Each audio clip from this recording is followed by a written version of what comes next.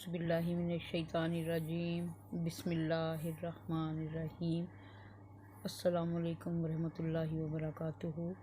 Students, आज हम Urdu 9th class का ड्रामा जो कि तहरीर किया है मीर्ज़ा अदीब ने, लहू और कालीन, आज हम उसके सवाल व जवाब, खुलासा, भारत की तशरीह और मुकम्मल मश्क जो है वो करेंगे।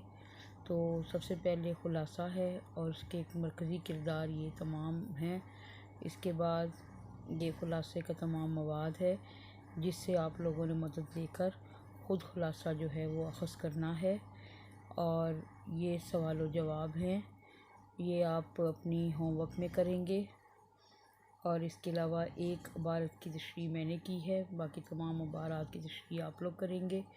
और ये मुकम्मल मश्क है, उसकी निसाबी जो मश्क है हमारी, ये आप लोग करेंगे। और इस सबक के MCQ स्टूडेंट्स आप लोग पढ़ाई की मदद से ख़ुद जो है वो सॉल्व करेंगे।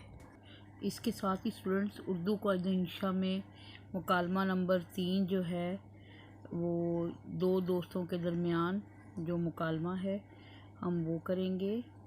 और क्योंकि पहले 2 मुकालमे हम कर चुके हैं और ये मुकालमा नंबर 3 जो है ये क़ायदा इंशा में से आप लोग लिखेंगे भी और याद भी करेंगे।